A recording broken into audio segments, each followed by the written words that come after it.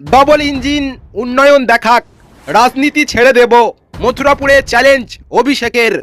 দক্ষিণ চব্বিশ পরগনার মথুরাপুরে কেন্দ্রীয় স্বরাষ্ট্রমন্ত্রী অমিত শাহের সাম্প্রতিক জনসভার পাল্টা সভা করে দেখালো তৃণমূল কংগ্রেস। বিজেপির পরিবর্তন যাত্রাকে তীব্র কটাক্ষ করলেন তৃণমূল কংগ্রেসের সর্বভারতীয় সাধারণ সম্পাদক তথা সাংসদ অভিষেক ব্যানার্জি। রবিবারের এই জনসভা ঘিরে রাজনৈতিক উত্তাপ ছিল চোখে পড়ার মতো। সভা থেকে বিজেপির কর্মসূচিকে আক্রমণ করে তিনি দাবি করেন, পরিবর্তন যাত্রায় মানুষের অংশগ্রহণ অত্যন্ত কম এবং তা বাস্তব পরিস্থিতির প্রতিফলন নয়।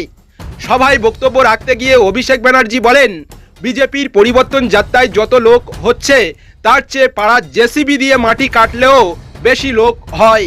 কয়েকদিন আগেই একই মাঠে সভা করেছিলেন অমিত শাহ। সেই প্রসঙ্গ টেনে তৃণমূল সাংসদ অভিষেক ব্যানার্জি অভিযোগ করেন, কেন্দ্রীয় স্বরাষ্ট্রমন্ত্রী বাংলার উন্নয়ন নিয়ে বিভ্রান্তিকর ও মিথ্যা তথ্য তুলে ধরেছেন। কেন্দ্র রাজ্য সম্পর্কে প্রসঙ্গ টেনে তিনি বিজেপির ডবল ইঞ্জিন সরকারের দাবিকেও চ্যালেঞ্জ করেন।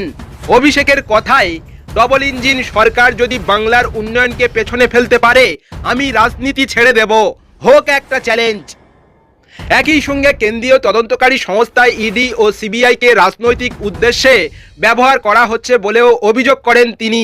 তার বক্তব্য, ইডি সিবিআই লাগিয়ে আমাকে কিছুই করতে পারেনি, আমার সঙ্গে মানুষ আছে আর অমিত শাহের সঙ্গে আছে ইডি ও সিবিআই।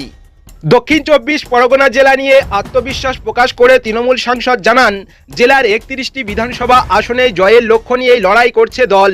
বিজেপির রথযাত্রা প্রসঙ্গেও কটাক্ষ করে তিনি বলেন, রথযাত্রার আগেই তাদের বিসর্জন যাত্রা হয়ে গেছে। সভা থেকে নির্বাচন প্রক্রিয়া নিয়ে সরব হন অভিষেক। তার অভিযোগ, এসআইআর প্রক্রিয়ার কারণে বহু মানুষের নাম ভোটার তালিকা থেকে বাদ পড়েছে। তিনি দাবি করেন, প্রায় 60 লক্ষ মানুষকে বিবেচনাধীন তালিকায় রাখা হয়েছে এবং তাদের ভোটাধিকার থেকে বঞ্চিত করার চেষ্টা চলছে। নিজের রাজনৈতিক জীবনের প্রসঙ্গ টেনে তিনি বলেন, 2014 সালে প্রথমবার সাংসদ হওয়ার পর থেকে তিনি কোনো সরকারি অনুষ্ঠানে যাননি এবং 3 বার নির্বাচনে প্রতিদ্বন্দ্বিতা করে জয়ী হয়েছেন। বিজেপির বিরুদ্ধে পরিবারতন্ত্রের অভিযোগ তুলে ইঙ্গিতপূর্ণ মন্তব্য করেন তিনি। তার কথায়, আমি 3 বার পরীক্ষা দিয়ে সাংসদ হয়েছি, কিন্তু কারো ছেলে কোন পরীক্ষা দিয়ে বোর্ডের সভাপতি হন সেটা সকলে জানে। সভা থেকে কেন্দ্রীয় সরকারের সমালোচনা করতে গিয়ে অভিষেক কর্মসংস্থান, উন্নয়ন, পানীয় জল ও আবাসনের মতো বিষয়কে রাজনীতির মূল ইস্যু করার আহ্বান জানান। তার দাবি, রাজ্য সরকার ইতিমধ্যেই 34 লক্ষ মানুষের হাতে আবাসনের টাকা তুলে দিয়েছে। এছাড়াও তিনি জানান, সোমবার এবং মঙ্গলবার থেকে প্রকল্পের আওতায় 79 লক্ষ যুবক যুবতীর ব্যাংক অ্যাকাউন্টে অর্থ পৌঁছে যাবে। পাশাপাশি বাংলার সংস্কৃতি ও মনীষীদের সম্মান করারও আহ্বান জানান তিনি। সভা থেকে দলীয় কর্মীদের উদ্দেশ্যে অভিষেক বলেন, আগামী কয়েক মাস সংগঠনকে আরও শক্তিশালী করতে হবে।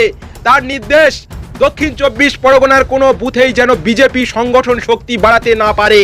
একই সঙ্গে তিনি জানান, তৃণমূল কংগ্রেস মাঠে ময়দানের পাশাপাশি সংসদ ও আদালতেও নিজেদের অধিকার রক্ষার লড়াই চালিয়ে যাবে। মথুরাপুর থেকে নুরুদ্দিনের রিপোর্ট, বিএনটিভি।